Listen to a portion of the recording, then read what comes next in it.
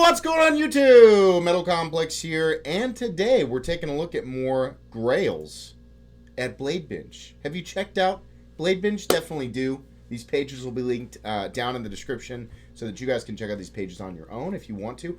Or if you'd like to hear my commentary, then sit back, relax, grab a drink, grab a snack, because we're going to see what we've got here. Usually the Grails... the Grails section of BladeBinge is pretty darn interesting, and I'm actually a week behind on checking out this page, so there's probably quite a bit that's new. Check them out. Also, make sure your notifications are turned on for my channel. Hoghouse Knives Model T. I own this. It is excellent. Listen, if you've ever been on the fence about Hoghouse, don't be. They are definitely one of the kings at this price point. It's a lot of money for a knife, as you're going to see typically with this page. A lot of money for a knife, but oh my goodness, do they do a good job. I got some kind of frog or something like that. I'm not sick, you know. I caught a little something, so if I sound a little bit froggy, there you go. McNeese Dixon. I think E-Knives is sending me one of these. Maybe I'm wrong. Oh, that's the Sandstorm. I have this knife in the rock pattern. It's awesome. It's gigantic. Absolutely massive. That's kind of the cleaner aesthetic version. REK Knives PM2. Oh my gosh, that is a PM2. Ha! Look at that. Good lord. What?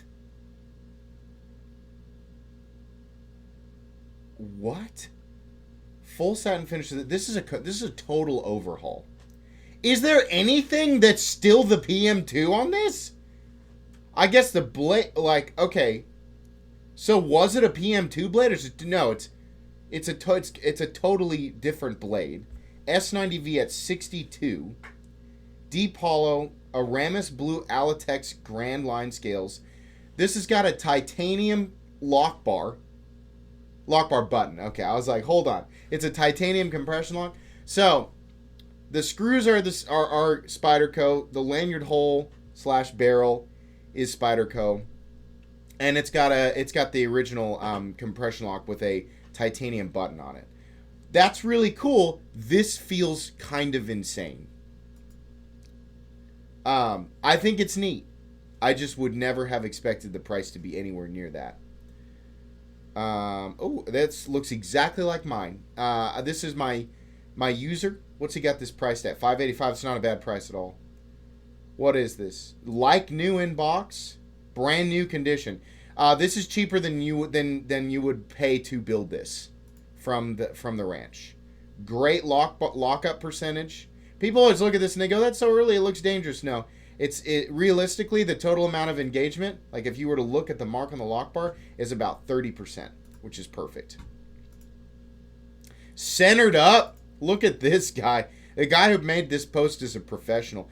This is a good buy. If you're considering that, this is like I wouldn't even haggle. That's just a really good price. That's exactly the same as my XM user. Exactly the same. JVA Performance.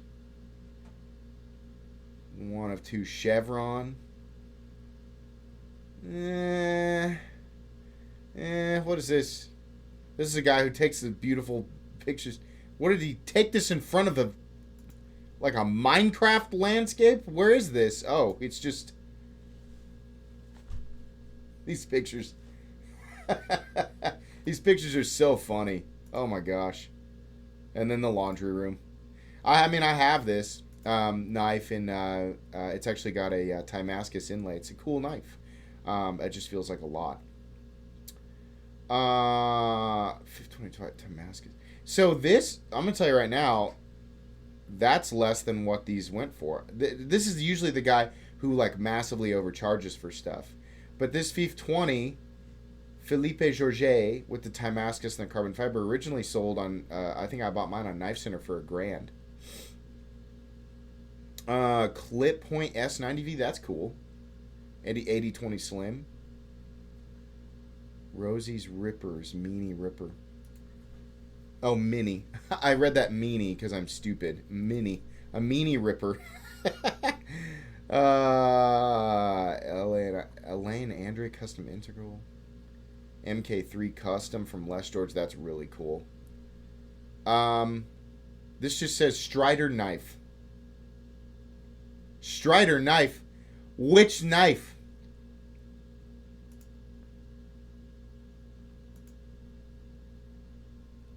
It looks authentic. Hold on. Let's see the other side. Oh, yeah. No, well, I was about to say it's off center. Now you know it's authentic, but that one's actually on center. Yeah. Strider knife, it looks like an SNG.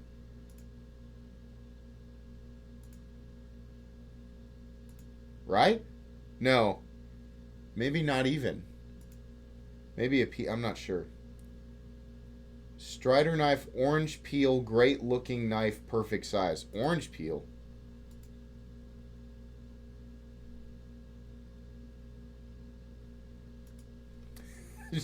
Like, it just... You didn't fill the whole listing out, man. It's just... Well, it's only partially there. That's kind of cool. Oh, that's custom engraving. I mean, that's neat, right? It's always neat. But unless it came from the factory, it's hard to get anything extra for that. TRC Millie Kuri custom. It's a nice looking knife. I don't know anything about the people behind it. Is that Damasteel and topographic engravings? What? Oh, it's a 4.0 custom engraved topo scales. It's one of a kind. Okay. But like custom engraved, like you had it done after the fact. It's pretty cool. I mean, it looks like Damascus, right? Neat. I don't think that came from the factory that way. Oh, we got a Talon in green. That will probably sell. It's a lot, but it'll probably sell. Wilson Combat 40th Anniversary Eagle. That's kind of neat. $500. Honestly, it seems like a pretty good price. Because those are, I mean, like the base version is $450 brand new. What do we got here? Large Squeaky? Is that what that's called? Never heard of that. Chris Reeve and Pinda. Chris Reeve just, I don't know. Maybe I just don't know. Outside of the Sabenza and the Umnumzon and the Inkosi, like nothing. I mean, okay, the Menandi, but like none of the other stuff really landed very well. Half Faceplate's Crow Defcon folder. Is this? It's aluminum. This is the aluminum integral.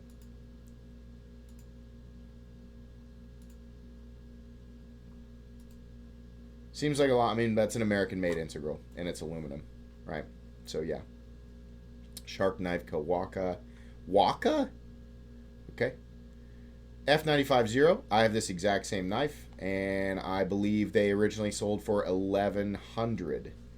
Perhaps $1,200, so that actually might be kind of a deal, depending on how you look at that. Demco 8020 Slim Kitanica?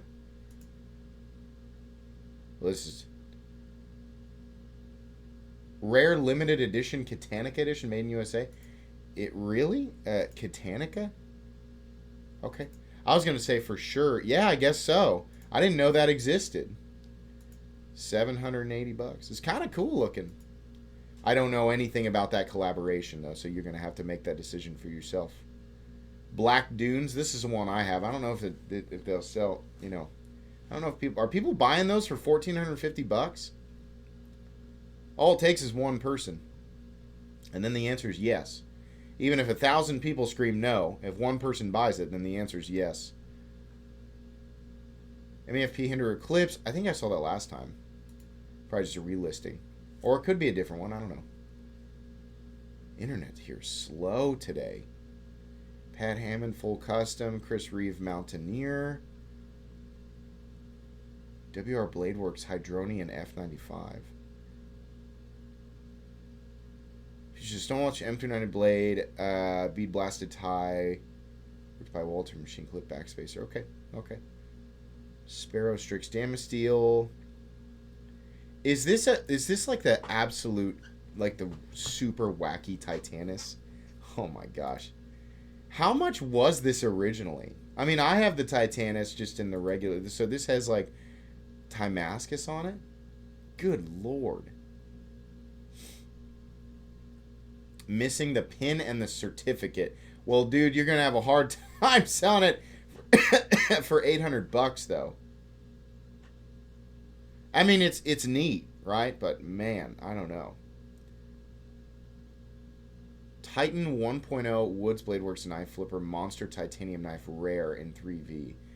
He wants $1,000 for it. That is definitely a big knife. Oh boy, dude, this in 2014 or so, 15.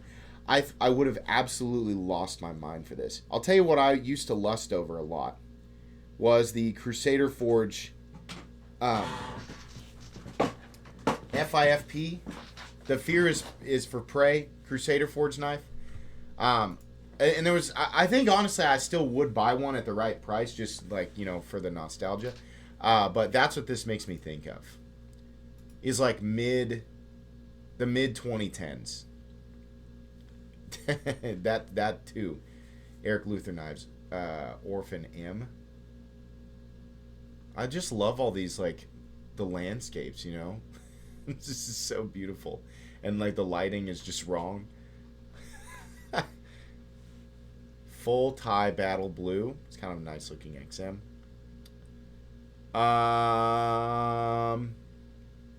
0456 Sinkovich. Man, I remember when these just used to sit on Blade HQ for like the high 200s, brand new. Like, it wasn't necessarily the most popular ZT when it came out. But man, they sure are collectible now, aren't they? Goodness gracious. Old ZTs that used to sit in the high 200s, low 300s. Man, crazy collectible.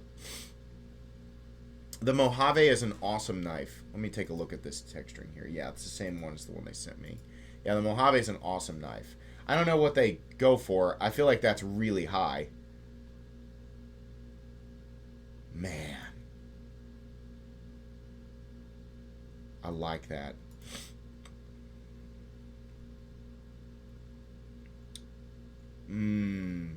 I do like that. I don't like the chalky black. But I love the Performance SNG. Probably not centered. No. And also the picture was taking to force it. Stop doing this. Stop this. Oh, I was in a hurry. Line it up. Take a picture. Right? Oh, no, look, it's centered. Okay, so, but let me show you what happened here. We're not, on this side here, we're barely seeing any of the inside of the scale. On this side, we're seeing a ton. What does that mean? It means that the picture was tilted, the camera was tilted to, like, intentionally fake the centering of the blade here. Because if it was taken straight on, the tip is probably realistically about right here. Stop doing this. It's always Striders too. Like, we know they're going to be off center. Just take the freaking picture the right way. Stop doing this. It's just the people, I promise you, the people who are interested in that knife, they know exactly what you're doing. Like, just don't do that. I want to see if this, this is pretty good. This is a pretty good picture. Yeah, I'm not going to get on. This is how you do that. It's dead on. Almost as dead on as you can get. Maybe slightly favoring this side. But I believe that this was a you know, like that was an honest attempt to get a picture dead on. Did we go back a page on accident? I'm going to check everything, every single Strider I see now. Just, I'm freaking centering the false centering picture police. PM215V. I bet that'll sell. I mean, it's not only Striders. People do it with Hinder knives as well, especially ones where they have removed the front scale and done the titanium scale, because sometimes like people don't line things up correctly. This one appears to be okay, but it's blurry.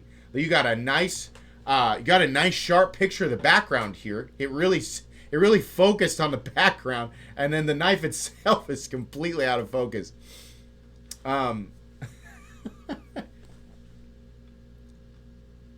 Let's see.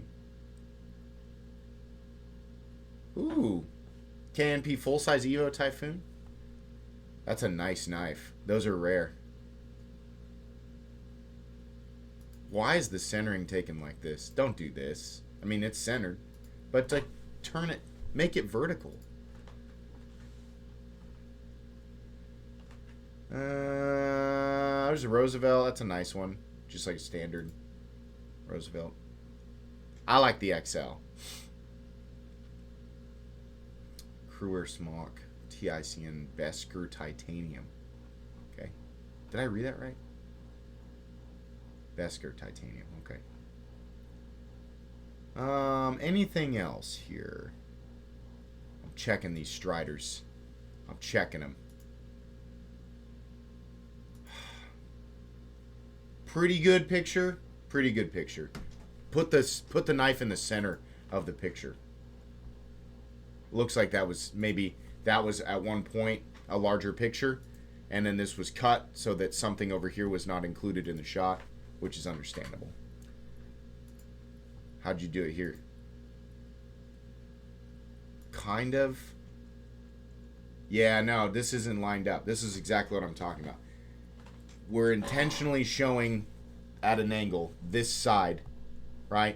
So I'm seeing more of the inside of this liner, this side, and none of the inside here. But the blade just happens to be right in the middle. You can even see it's not even on. It's not on the standoff.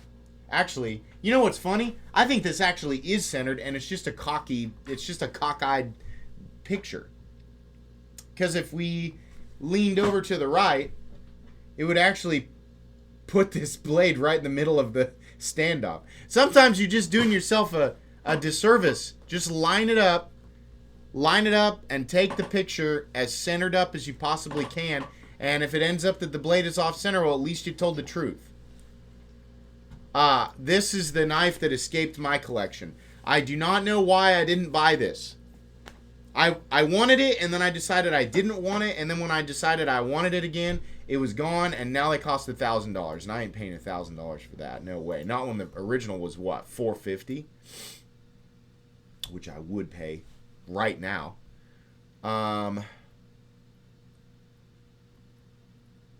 Good Lord, the Scavenger. That is super cool. I absolutely hate that he puts ADV Scavenger right there. But that is an awesome knife. It's an absolutely awesome knife. Wow. Very cool. M390, what do you want for that? Yeah, I believe, now, when you say South African now, South African, it's not, I am pretty certain this is not made in South Africa. The reason that it looks like the Reich Alien is because it is made by Reich. I can actually ask Andre about this, and the head of Reich. I can ask him both to get it. So you can tell me, but only if you know absolutely for sure. Because if I'm wrong, or if you're telling me I'm wrong, then I'm definitely gonna go and ask both of them. But this is not made in South Africa. Andre de Villiers is from South Africa, but this knife's not made there. Tactical Crusher, that's pretty cool. That's pretty cool. I like that. Okay, one more. Well, I clicked on it, and then I clicked on this. One more. Hold on. One more page. Barrel Flashlight Company. BenchMade Bug Out. 80/20 Clip Point Crew Wear.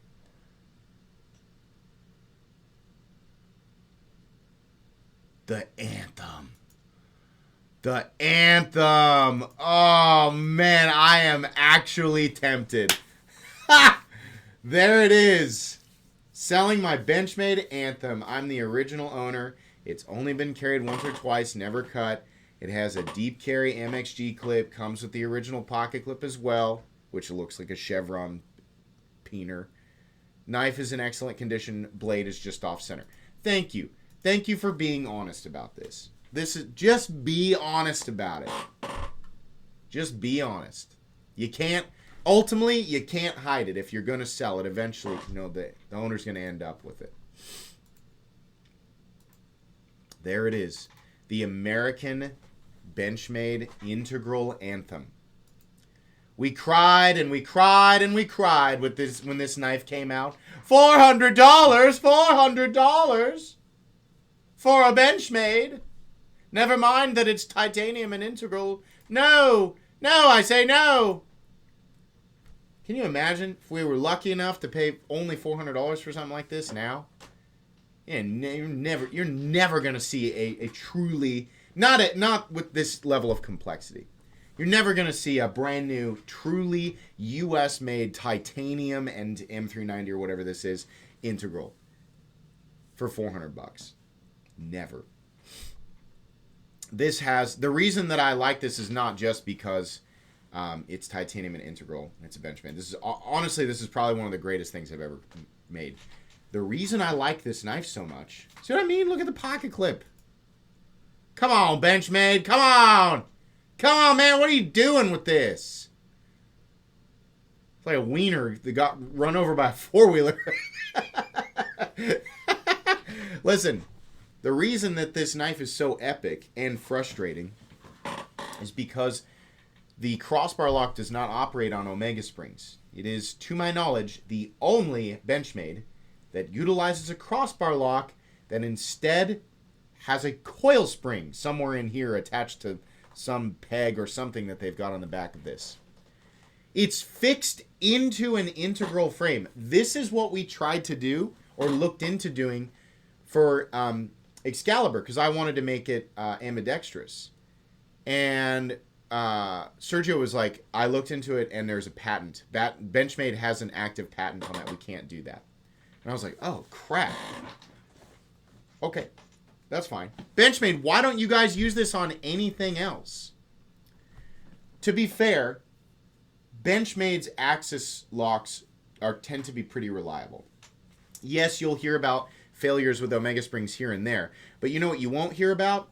The tens of thousands of people who have used their BenchMade knives for years, sometimes more than a decade or close to 2 decades, running on the exact same original set of Omega springs that have never had an issue. The number, the sheer number of BenchMade crossbar locking knives utilizing Omega springs in circulation being used today regularly by people, right, without any issues whatsoever is insane. It is an incomprehensible, well, it's a totally comprehensible number. It's just a really, really big number, right? Literally tens of thousands of people. You're only going to hear about the few who had an issue. A lot of times when we hear of Omega springs breaking, it turns out that said knife is a counterfeit or, a clone. Or if, it's an original design, but it's from some other company and they just used a really cheap material to create the Omega springs. But yeah, if your BenchMade knife, if the Omega springs break right when you get it, the very first thing that I would do is find out with the retailer if perhaps you bought something that was returned by somebody else. Because a lot of times, slimy, disgusting potato people will buy a counterfeit BenchMade, and then they'll order an authentic BenchMade off of, say, Blade HQ or whatever retailer, get the knife, throw the counterfeit in the box, and then return it and keep the real thing. So what happens here is that the counterfeit The same knife that people are like, it's the same quality. I ain't get ripped off by no American car, but I'll be a smart, savvy consumer and buy a counterfeit. Surprise, surprise, you get what you pay for. They utilize really, really cheap, flimsy, and brittle Omega springs in those things, and they snap. Well, but now it's not, I mean, like, you know, now it's BenchMade looking bad for that. And I'm not saying that BenchMade Omega springs never, ever break. I'm saying if that happens to you right away, there's a chance you got a fake, crusty little counterfeit, right? There's a chance. So, yeah, like, that's the first thing I do is find out if what you bought was something that was returned by somebody else. I mean, either way, the retailer's going to take it back because they're not, you know, they're not going to snap, or BenchMade's going to help that. I mean, if you send a counterfeit into BenchMade and it's a counterfeit, I believe they just keep it, right? But if you, I mean, like, that's what I would do is contact the retailer right away. Don't assume automatically that it's a BenchMade quality control issue. Sure, like I said, yeah, sometimes they might snap, but I would be I'd be like, this doesn't feel right. There's something else going on here. So, and yeah, it is up to the retailers, obviously, to check all the returns, make sure that what's being returned is not a counterfeit. The problem is that while functionally I'm not saying that there are not clones and counterfeits that are actually high quality. People are always like, they make really good ones. I know, but those ones cost a lot more money. The cheapies, the super duper cheapies, are definitely not functionally the same. They can have the same aesthetic initially, right? The same, you know, gold. It's basically a turd that's been painted gold, right? Looks like gold, but underneath it's not. So it's obviously it's up to them to check and make sure. But some of these counterfeits, even the cheap ones, the appearance, at least on the outside, is very, very convincing. So I can understand why it's kind of tricky. So anyways, I don't know why we took an extra 5 minutes at the end to talk about that. This is cool. This is probably my favorite thing I found today. $800 is tempting, but it's not. I don't think it's going to happen. At $600, I think you'd have my business, but I can understand why this person would not want to let this go for $600. But it's still super cool, though. That's it. Check out BladeBinge. Links in the description for this site. Please make sure to follow me on Instagram at metal_complex. If you enjoyed this video, leave a like. If you'd like to check out my other content, I do, of course, have lots of videos of knives that are either expensive or inexpensive that I do or don't like, so check those out. And if you enjoy all my content, go ahead and click on that Metal Complex logo right there and subscribe because there's definitely more coming. Thanks again for watching, everybody, and have a great day.